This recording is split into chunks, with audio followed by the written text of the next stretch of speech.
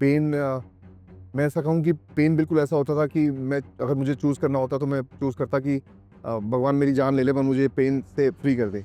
मेरे से ज़्यादा पेन मेरी फैमिली वालों को होता था, मेरे पापा को होता था, मेरी मम्मी को होता था। मेरे बच्चे बहुत छोटे थे, उनको बहुत ज़्यादा रियलाइज़ नहीं था, पर मेरी वाइफ़ को बहुत ज़्यादा होता था। क्योंकि ये डिज़ीज़ जो है ये लाइफ़स्टाइल डिज़ीज़ है। आई वाज़ सरप्राइज़्ड टू सी कि 3 साल की बच्ची भी थी जिसको पैंक्रेटाइटिस था।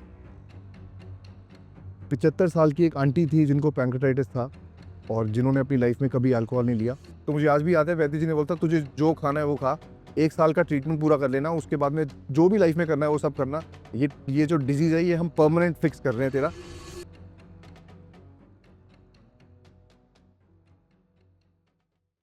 मेरा नाम रोहित गुप्ता है और मैं दिल्ली का रहने वाला हूँ, दिल्ली लाजपत नगर में। और मेरे घर में मेरी वाइफ़ है और मेरे 3 बच्चे हैं। 2010 में मेरी शादी हुई थी और 2015-16 में मुझे एब्डोमेन में एक पेन सा आने लगा था। तो स्टार्टिंग में तो मुझे ऐसा लगा था कि ये कोई फूड पॉइज़निंग है या गैस्ट्रिक कोई पेन हुआ है, तो टाइम टू टाइम मैं चेक कराने जाता था, तो मुझे एक बीमारी के बारे में पता लगा कि पैंक्रेटाइटिस नाम से कोई बीमारी होती है। तो जब भी आपको कोई बीमारी होती है, तभी आपको उस बीमारी के बारे में नाम पता लगता है और उसके कारण पता लगते हैं कि क्यों होता है। तो काफ़ी टाइम मैंने इसको ठीक करने की कोशिश की, दिल्ली में कई डॉक्टर्स को मैंने दिखाया, कई बार हॉस्पिटलाइज़ भी रहा मैं। मुझे याद है कि 2015 में मैं करीबन 45 डेज़ तक हॉस्पिटलाइज़ रहा था और मेरा काम क्योंकि मेरा बिज़नेस खुद का है, तो मेरी ट्रैवलिंग ऑल ओवर इंडिया काफ़ी रहती है, तो मैं अफ़ोर्ड नहीं कर सकता था बार-बार हॉस्पिटलाइज़ होना। तो मैंने डॉक्टर से अपनी दवाइयों के नाम ही पूछ लिए थे, जो मुझे आज भी याद है कि जब भी मुझे पेन आता था और मैं किसी सिटी में ट्रैवल कर रहा होता था, तो मैं फटाफट एक हॉस्पिटल में जाता था और उनको बोलता था कि एक एमसेट का डोज़ लगा दो और एक डायनापार का डोज़ लगा दो। और ये डोज़ लगने के बाद में मुझे लगता था कि मैं 6-7 घंटे, 7 घंटे, 8 घंटे बिना पेन के रह सकता हूँ। और मेरे बैग में हमेशा एक एमसेट की गोलियाँ रहती थी, तो कभी भी मुझे पेन आता था तो मैं एमसेट से चलता रहता था। तो 2015 से करीबन 2018 तक 3 साल मैंने काफ़ी हेवी डोज़ेज़ पे निकाला, एमसेट से और डायनापार से, कई बार हॉस्पिटलाइज़ भी हुआ।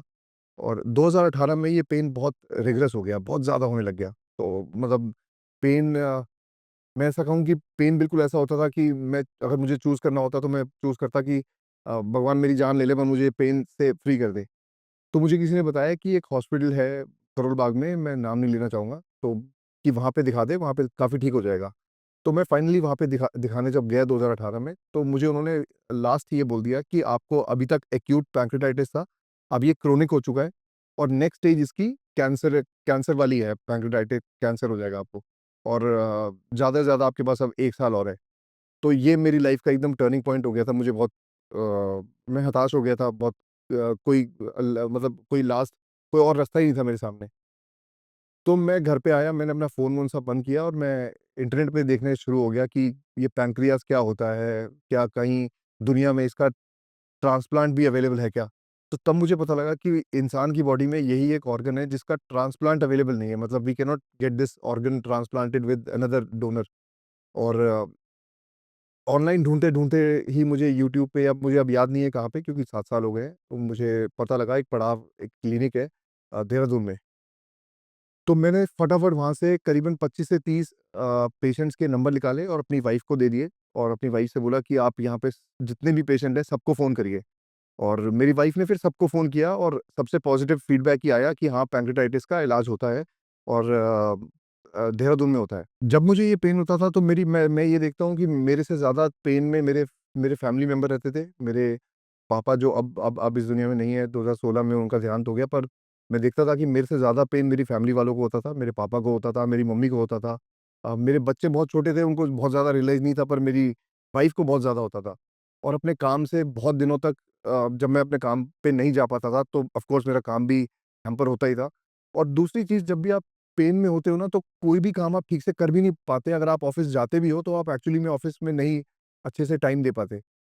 मुझे नहीं पता कि पैंक्रेटाइटिस का कारण क्या होता है, पर मैं बड़ा ऑनेस्टली यहाँ पे शेयर करना चाहूँगा कि मैं ना 2012 से 2015 तक, मैं इसको ऐसे बोलूँगा कि मैं थोड़ा-सा डिप्रेशन में था। मेरे बिज़नेस कुछ फ़ेल हो गए थे, तो मैं थोड़ा-सा अल्कोहल ज़्यादा लेने लग गया था। तो मुझे लगता है कि पैंक्रेटाइटिस का एक कारण शायद अल्कोहल है। हालाँकि मैं आपको बाद में बताऊँगा कि मुझे बाद में पता लगा कि alcohol is not the only cause of pancreatitis. Uh, तो मुझे फिर जब किसी ने बताया कि देहरादून में ऐसा कोई सेंटर है पढ़ाम नाम से, क्योंकि मेरी बोर्डिंग स्कूल से एजुकेशन हुई है और मेरी एजुकेशन भी देहरादून से हुई है, तो देहरादून मेरे लिए बड़ा जाना-माना सा शहर है, तो मुझे लगा कि बैक टू स्कूल वापस चलते हैं लाइफ में। अ, अब क्योंकि मैं काम करता था, तो मेरी एक शर्त ये थी, जो वैद्य हैं मैडम, शिखा मैडम, इनको मैंने फ़ोन लगाया तो मैंने बोला कि आपके जो भी चार्जेज़ हैं मैं उनको डबल दे दे सकता हूँ, पर आप मुझे 18 दिन के लिए बुलाओ मत। तो मैम ने बोला फिर तो हमारा ट्रीटमेंट आप नहीं ले सकते। तो आखिरी में मैंने बोला कि ठीक है, आप मुझे फिर लैपटॉप अलाउ करो। इन्होंने लैपटॉप भी मना कर दिया था कि मोबाइल भी नहीं लाना, लैपटॉप भी नहीं लाना। तो बड़ा मुश्किल से इन्होंने मुझे अलाउ किया कि 18 दिन यहाँ पे आना है, यहीं रुकना है, क्योंकि ये डिज़ीज़ जो है ये लाइफ़स्टाइल डिज़ीज़ है। ये लाइफ़स्टाइल ठीक करने के लिए हम आपको बुला रहे हैं। तो बड़ी हिम्मत बना के मैं 18 दिन के लिए पड़ाव गया, और पड़ाव जाके मुझे ये पता लगा कि ये जो डिज़ीज़ है, ये सिर्फ़ अल्कोहल की वज़ह से नहीं होता। वहाँ जाके मैं आई वाज़ सरप्राइज़्ड टू सी कि 3 साल की बच्ची भी थी जिसको पैंक्रेटाइटिस था। 75 साल की एक आंटी थी जिनको पैंक्रेटाइटिस था, और जिन्होंने अपनी लाइफ़ में कभी अल्कोहल नहीं लिया। और वहाँ पे जाके जब बाकी लोगों से पूछा गया तो पता लगा कि ये विटामिन डी की डेफ़िशिएंसी से होता है। तो आई गेस विटामिन डी की जो डेफ़िशिएंसी है वो इंडिया में 80% से ज़्यादा लोगों को रहती है। हम लोग आज धूप में बहुत ज़्यादा एक्सपोज़्ड नहीं रहते। सब लोग अपने घरों में रहते हैं, एसी गाड़ियों में घूमते हैं, एसी एसी स्कूल्स में रहते हैं। तो विटामिन डी जो है मेरे ख़्याल से बहुत बड़ा प्रॉब्लम है। अ, स्टार्टिंग में मेरा वहाँ पे रहना मुझे बहुत मुश्किल लगता था, क्योंकि मैं ऐसे एनवायरनमेंट में नहीं रहता था। मैं अकेला ही था, मेरे साथ कोई अटेंडेंट मैं नहीं लेके आया था, क्योंकि मेरे बच्चे छोटे हैं तो मैं वाइफ़ को नहीं ला पाया था, तो मैं अकेला ही रहता था। जिस तरीके का खाना मिलता था, जिस तरीके की लाइफ़स्टाइल वहाँ पे मुझे दी गई थी, सुबह 7 बजे उठाना, 8 बजे उठाना, फिर एक लिमिटेड डाइट देनी, फिर 11 बजे एक लिमिटेड डाइट देनी, 1 बजे जब मुझे भूख लगती थी मैं खाना माँगता था, पर मुझे 2 रोटी के 2 रोटी से ज़्यादा दी नहीं जाती थी, क्योंकि ये लिमिटेड डाइट ही देते थे। तो 18 दिन तक मैं वहाँ पे रहा। मुझे याद है कि उस 18 दिन में एक बार मुझे एक एपिसोड ऑफ पैंक्रेटाइटिस दोबारा से आया था, जिसमें कि मैं हॉस्पिटलाइज़ तो नहीं, पर अगेन मैं वहाँ पे पेन किलर्स लेके ठीक हो गया था। और 18 दिन जब पूरे करने के बाद मैं दिल्ली आया, तो मेरा 1 साल तक और आगे तक ट्रीटमेंट चला, जहाँ पे कि मेरी हर महीने दवाइयाँ आश्रम यहाँ से सेंटर से आ जाती थी। और उस 1 साल से आज आज आई गेस 7 साल है, 7 इयर्स हो गए आज, और मैंने कभी भी कोई दोबारा एक्सपीरियंस नहीं किया ऐसा कुछ भी एपिसोड। मैं लास्ट में वैद्य जी से जब निकल रहा था, तो मैं उनसे पूछ के आया था कि अब मैं ऐसा कुछ खाने में मुझे परहेज़ करना पड़ेगा, नहीं पड़ेगा? तो मुझे आज भी याद है, वैद्य जी ने बोला था, "तुझे जो खाना है वो खा, 1 साल का ट्रीटमेंट पूरा कर लेना, उसके बाद में जो भी लाइफ़ में करना है वो सब करना। ये जो डिज़ीज़ है ये हम परमानेंट फिक्स कर रहे हैं तेरा, ये हम टाइम के लिए फिक्स नहीं कर रहे कि 1 साल तक ठीक रहेगा, 2 साल तक ठीक रहेगा।" और मुझे लगता है कि आज 7 साल हो गए और मैंने सिंगल एक भी एपिसोड मेरे को आज तक पैंक्रेटाइटिस का आया नहीं है। लाइफ़स्टाइल चेंजेस जो मैंने पड़ाव में सीखे कि अगर आप रात को 9 बजे खाना खाते हो या 10 बजे खाना खाते हो या सुबह 8 बजे ब्रेकफ़ास्ट करते हो या 2 बजे ब्रेकफ़ास्ट करते हो, कोई भी एक टाइम फ़िक्स कर लो आप अपने खाने का। क्योंकि वहाँ पे मैंने जाना कि हमारी बॉडी भी एक शेड्यूल से काम करती है। ऐसा नहीं कि किसी दिन मैं डिनर 9 बजे कर रहा हूँ, किसी दिन 11 बजे कर रहा हूँ, किसी दिन 12 बजे कर रहा हूँ। तो वैद्य जी ने मुझे ये बताया कि अगर 11 बजे करता है तो डेली 11 बजे कर फिर। ये नहीं कि आज 8 बजे कर लिया, कभी 10 बजे कर लिया। तो लाइफ़स्टाइल में टाइ टाइम टेबल की बहुत ज़रूरत है कि मैं कितने बजे उठता हूँ, कितने बजे मैं नाश्ता लेता हूँ, कितने बजे मैं खाना खाता हूँ, कितने बजे मैं दोपहर की चाय पीता हूँ। ये टाइम के लिए बहुत ज़रूरी है, और मैं आज भी इसको प्रैक्टिस करता हूँ कि अगर मेरा टाइम है रात को 10 बजे खाना खाने का या 9 बजे का, तो मैं डॉट 9 बजे खाना खाता हूँ, मैं उसको ऊपर-नीचे नहीं करता आज। 3 चीज़ें इम्पोर्टेंट थी। 1 वाज़ द टाइमिंग कि किस टाइम पे खाना खाना है, क्या लेना है। दूसरी की दवाई, मुझे दवाई लेनी है, और तीसरी मेरी डाइट में मुझे वहाँ पे प्योर बिल्कुल खाना मिल रहा था। कि जो मुझे बताया गया था कि वहाँ पे तो सब होम ग्रोन चीज़ें होती हैं, तो वो खुद ही उगाते हैं और खुद ही देते हैं। तो ये 3 चीज़ें बहुत इम्पोर्टेंट थी कि टाइम पे क्या ले रहे हो, कौन-सी दवाई ले रहे हो, और तीसरा कि क्या खा रहे हो साथ में। एलोपैथी दवाइयों में it only kills your pain, वो कोई परमानेंट फिक्स नहीं करती हैं। आयुर्वेदा में अगर आप रिसर्च करोगे, अगर आप देखोगे, तो आयुर्वेदा एक कंप्लीट सॉल्यूशन है। आयुर्वेदा सिर्फ़ आपके दर्द को नहीं मारता है, वो रूट कॉज़ में जाके उसको रूट को ठीक करता है। और मैं इस जर्नी को बहुत आसान भी नहीं बोलूँगा, जो पड़ाव में आप 18-21 दिन रहते हो, उसको मैं ईज़ी भी नहीं कहूँगा। क्योंकि जब ये दवाइयाँ आप लेते हो, तो ये दवाइयाँ बहुत अच्छे से आपकी बॉडी में ईज़िली नहीं चली जाती है। कई बार आप वॉमिटिंग भी कर देते हो, क्योंकि ये डोज़ेज़ बहुत हेवी होते हैं। तो हमें सिखाया जाता था कि अगर 2 रोटी खाते हो, तो 1 रोटी खाने के बाद में ये दवाई लेनी है। तो 1 से 2-3 दिन लग जाते हैं, पर हाँ, मैं ये मानता हूँ कि फिक्स जो है वो परमानेंट होता है। ये डिज़ीज़ जो है वो परमानेंट चले जाता है। आज मुझे 7 साल में कोई दिक्कत नहीं आई है। पैंक्रेटाइटिस जब हुआ था तो मैं ये देखता हूँ कि मेरे जो करीब थे, मेरे घर वाले ही थे सिर्फ़। अ, मेरी कोई पार्टी-वार्टी सब बंद हो गई थी दोस्तों के साथ में। सोशल लाइफ़ तो ख़ैर ख़राब ही हो गई थी और बिज़नेस भी धीरे-धीरे डिक्लाइन ही कर रहा था। फैमिली में जब भी मैं जाता था तो अ, मैं अपना पेन कई बार छुपाता था कि मेरा पेन देख के ये लोग पेन में आ जाते हैं। पर आज मैं खुश हूँ, तो मेरे घरवाले खुश हैं, वो खुश हैं, तो मैं खुश हूँ, मतलब एवरीबॉडी इज़ हैप्पी बिकॉज़ आप अब मैं ये समझता हूँ कि अगर आपकी हेल्थ ठीक है, तो फिर सब ठीक है। आपका बिज़नेस भी ठीक है, आपके घरवाले भी ठीक है, आपके बच्चे भी ठीक है और आपकी हेल्थ ठीक नहीं है, तो फिर कुछ भी ठीक नहीं है। बिफोर गोइंग टू पड़ाव मैं आयुर्वेदा में बिलीव नहीं करता था। मतलब मैं क्यों बिलीव नहीं करता था? बिकॉज़ आयुर्वेदा बहुत धीरे काम करता है। ये मेरा मेरे मैंने कहीं पढ़ा नहीं है, मैं ऐसा सोचता हूँ कि आयुर्वेदा और वो जो छोटी-छोटी गोलियाँ मिलती हैं ये सब बहुत धीरे-धीरे काम करती हैं और हम लोग आजकल बड़े इम्पेशेंट हैं। हमें दवाई खानी है और उसका असर देखना है बॉडी में।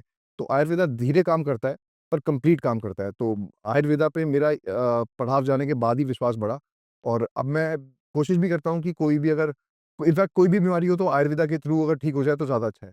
क्योंकि कोई साइड इफ़ेक्ट नहीं होता है आयुर्वेदा के साथ में आपकी बॉडी पे।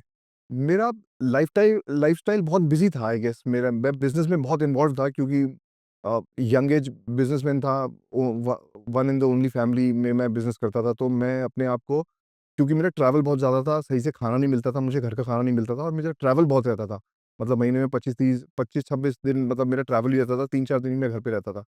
तो पड़ाव जाने के बाद में मैंने काफ़ी लाइफ़स्टाइल चेंजेज़ किए। कोशिश की कि ज़्यादातर खाना घर का मिले और क्योंकि जब मैं निकला था तो वहाँ से मुझे डाइट प्लान भी मिला था और मैं सच कहूँ तो मैं आज वो डाइट प्लान तो फ़ॉलो नहीं करता। पर हाँ, जो इंग्रीडिएंट्स मैम ने बताए थे, वो सब हमने उसमें चेंजेज़ किए कि आटे में अगर चने का आटा डलना है तो वो आज जाता है। तो आज भी जब भी मैम दिल्ली आती हैं तो मैं नॉर्मली कोशिश करता हूँ कि हर 6 महीने में 1 बार मैम से मिल लूँ, जो कि मुझे आज कोई दिक्कत नहीं है, पर फिर भी मैं एज़ अ रूटीन फ़ॉलो-अप मैं कोशिश करता हूँ कि मैम से एक बार मिल लूँ। लाइफ़स्टाइल चेंजेज़ मैं ये कहूँगा कि अपने खाने पे बहुत ध्यान रखो। Our body is what we eat. मैं इसको ये कहूँगा कि our body is how we sleep, how we eat और how we live our life. मतलब खाना बहुत इम्पोर्टेंट है, टाइम से खाना बहुत इम्पोर्टेंट है, अपनी बॉडी को एक्टिव रखना बहुत इम्पोर्टेंट है। अ, कम उम्र में तो ये बातें नहीं समझ आती है, पर वन्स आपकी एज होती है, ठीक-ठाक 35-40 के आस-पास आप आते हो, तो आप ये देखना शुरू करते हो कि अपनी बॉडी को अब्यूज़ ना करो। बिल्कुल अपनी बॉडी से खेलो मत। ये स्टार्टिंग में बहुत यंग होती है, एक्टिव होती है, पर धीरे-धीरे जब ये डिप्लीट करना स्टार्ट करती है, तो काम वही आता है जो आपने पीछे कितना इसको एक्टिव रखा है, कितना हेल्दी रखा है इसको आपने। मैं 7 या 8 बार एडमिट हुआ था, साउथ दिल्ली में ही कई हॉस्पिटल्स में। हाईएस्ट मेरा था 45 दिन का और लोवेस्ट तो मैं बोलता हूँ कि फिर मैं 1-2 दिन के अंदर ही खुद ही डॉक्टर्स को प्रेशर डाल के आ जाता था। पर एक ऑन एन एवरेज अगर मैं बात करूँ तो मैं 10 से 12 दिन हॉस्पिटलाइज़्ड रहता था, इन 6-7 बार में। मैं तो यार वैद्य जी को बिल्कुल मैजिशियन बोलूँगा इस मामले में कि अगर किसी को पैंक्रेटाइटिस है, तो इन मैजिशियंस के पास चले जाइए और ये आपको बिल्कुल सही करके भेजेंगे। और क्योंकि मैं खुद एक पेशेंट रह चुका हूँ, तो ये मेरे में कॉन्फिडेंस है, ये मैं बहुत भरोसे से, विश्वास से बोल सकता हूँ कि अगर तो पैंक्रेटाइटिस है, सही टाइम पे अगर आपको पता लग गया है, डायग्नोस हो गया है, तो आप प्लीज़ वहाँ पे जाइए और 100% इस बीमारी का क्योर पाके आओगे आप।